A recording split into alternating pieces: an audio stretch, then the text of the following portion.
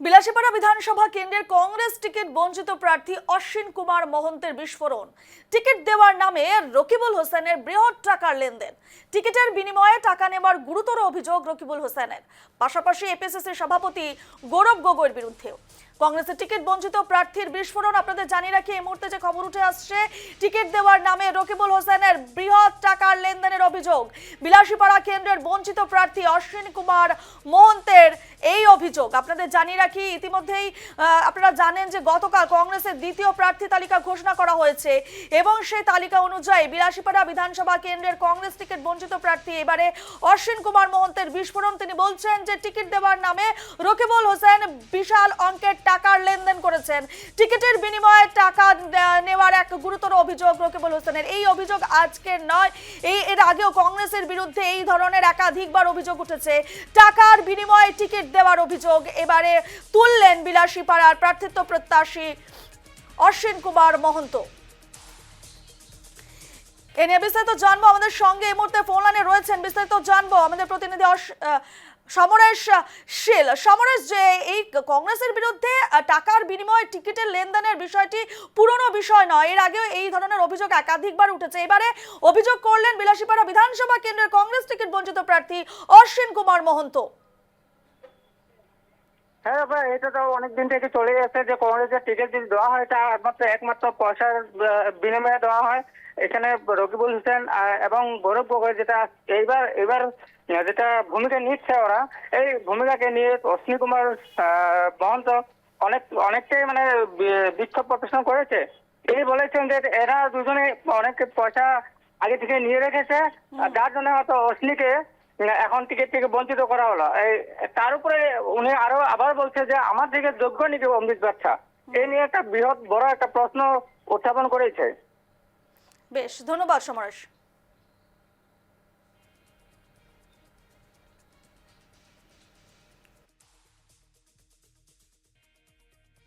ৰকিবুল হুছেইনৰ নিচিনা এজন মানুহে কংগ্ৰেছ দলটোক যে শেষ কৰি দিছে, ইয়ে মই এজন প্ৰমাণ। মই অসমৰ ৰাইজক আজি জনাব খুজিছোঁ, ৰকিবুল হুছেইনৰ কাৰণে মই আজি বিলাসীপাৰাৰ নিচিনা এখন য'ত হিন্দু মেজৰিটি হৈ গ'ল, সেই পৰিৱেশত 22,000 কলিতা থকা জনগোষ্ঠীয় সংগঠন মানুহ থকা, পপুলেশ্যন থকা আৰু হিন্দু এৰিয়া বুলি মানুহে পৰিচয় থকা এখন ঠাইত মই কিয় টিকট নাপালোঁ। অমৃত বাচ্চাৰ নিচিনা এজন অলগদ্ধ, যোনে পঢ়িব নাজানে, এখন এপ্লিকেশ্যন লিখিব নাজানে, তেনেকুৱা এজন মানুহক কেনেকৈ প্ৰাৰ্থিত্ব প্ৰদান কৰিলে মই জানিব খুজিছোঁ। মোৰ সেইটো এটা ৰাইট আছে যে মই কিয় টিকট নাপালোঁ।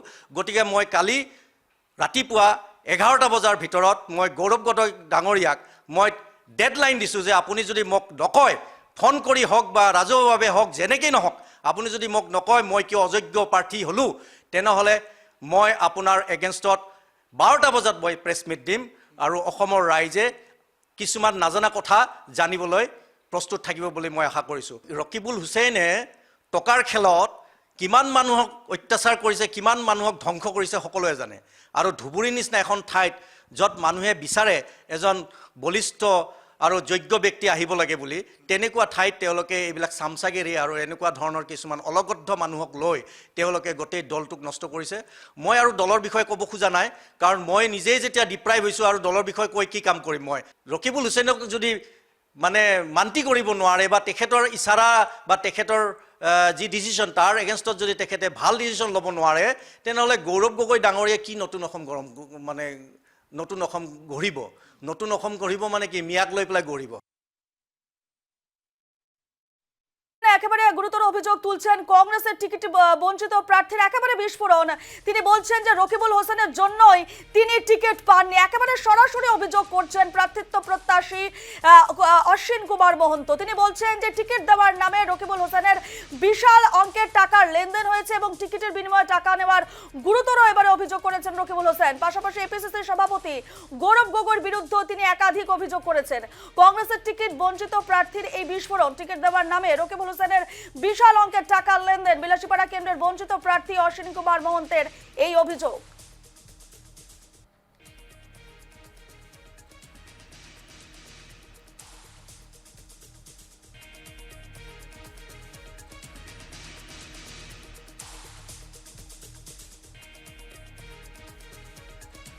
বিলাসীপাড়া বিধানসভা কেন্দ্রের কংগ্রেস টিকিট বঞ্চিত প্রার্থী অশ্বিন কুমার মহন্তের বিস্ফোরণ, টিকিট দেওয়ার নামে রকিবুল হোসেনের বৃহৎ টাকার লেনদেন। এই মুহূর্তে আমরা ফোন লাইনে পেয়ে গেছি রাঙাপাড়া কেন্দ্রের কংগ্রেস প্রার্থিত্ব প্রত্যাশী গৌতম ভট্টাচার্যকে। গৌতম বাবু, নিউজ লাইভ বাংলা আপনাকে স্বাগত। গৌতম বাবু, আপনিও প্রার্থিত্ব প্রত্যাশী ছিলেন, আপনারও টিকিট পাওয়ার কথা ছিল, কিন্তু এই মুহূর্তে বিলাসীপাড়ার কেন্দ্রের আরো একজন টিকিট প্রার্থিত্ব প্রত্যাশী তিনি বলছেন যে রকিবুল হোসেনের জন্য তিনি টিকিট পাননি, অর্থাৎ বিশাল অঙ্কের টাকার লেনদেন হয়েছে। আপনার এক্ষেত্রে কি মতামত? কারণ আপনিও তো টিকিট পাননি, তাহলে কি আপনিও যথেষ্ট, এই বিষয়ে আপনার কি মন্তব্য উঠে আসছে? না দেখুন, কে কি ব্লেম দিচ্ছে সেগুলো নিয়ে আমি উনি কি হিসাবে ব্লেম দিচ্ছেন, আর আজকাল এটা একটা কমন ফেনোমেনা হয়ে গেছে। যখন কেউ টিকিট পাবে না কংগ্রেস দলের, তখন উনি স্বাভাবিকভাবে কংগ্রেস সভাপতি আর রকিবুল হোসেন মহাশয়, এই দুইজন লোককে সবাই মানে একটা পয়েন্ট আউট করে নিচ্ছে। এই দুইজন লোককে মানে পয়েন্ট আউট করে তারা তাদের মানে ব্লেম গেম একটা চালিয়ে যাচ্ছে। সেটা তাদের কার প্ররোচনায় চালিয়ে যাচ্ছে সেটা আমি জানতেও চাই না, বা আমার মনে হয় এগুলো কোনো না কোনো একটা প্ররোচনা আছে, কোথাও না কোথাও তাদের একটা ব্যক্তিগত স্বার্থ জড়িত আছে। হ্যাঁ ঠিক আছে, আমি প্রার্থিত্ব চেয়েছিলাম, আমি কংগ্রেস দলের একজন অক্লান্ত সৈনিক, প্রার্থিত্ব চেয়েছিলাম, আমি প্রার্থিত্ব থেকে আমি বাদ পড়েছি।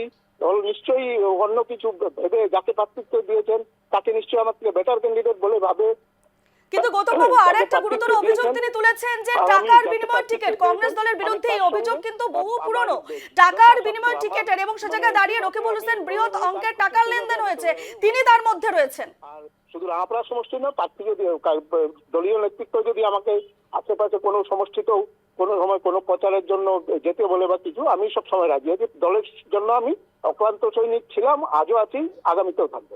না, আপনার বিষয়টা তো ঠিক আছে, কিন্তু তিনি যে অভিযোগ করছেন, যে বলছেন যে টাকার বিনিময়ে টিকিট লেনদেনের বিষয়টি এবং রকিবুল হোসেন সে টাকার লেনদেন করেছেন, এই বিষয়ে আপনার কি মন্তব্য? কারণ এই অভিযোগ তো আজ নতুন নয়, পুরনো অভিযোগ কংগ্রেসের বিরুদ্ধে।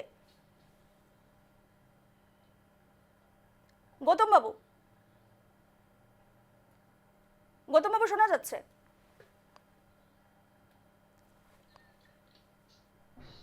যোগাযোগ বিচ্ছিন্ন হয়েছে গৌতম বাবুর সঙ্গে। তবে আপনাদের জানিয়ে রাখি, এই মুহূর্তে যে বড় খবর উঠে আসছে, একেবারে গুরুতর অভিযোগ তোলা হচ্ছে বিলাসীপাড়ার কংগ্রেস প্রার্থীর তরফ থেকে। তিনি ভয়ঙ্কর বিস্ফোরণ করেছেন, যে তিনি বলেছেন যে টাকার লেনদেন হয়েছে এবং রকিবুল হোসেন সেই টাকার লেনদেন করেছেন এবং তার জন্যই তিনি সেই প্রার্থিত্ব থেকে বঞ্চিত হয়েছেন।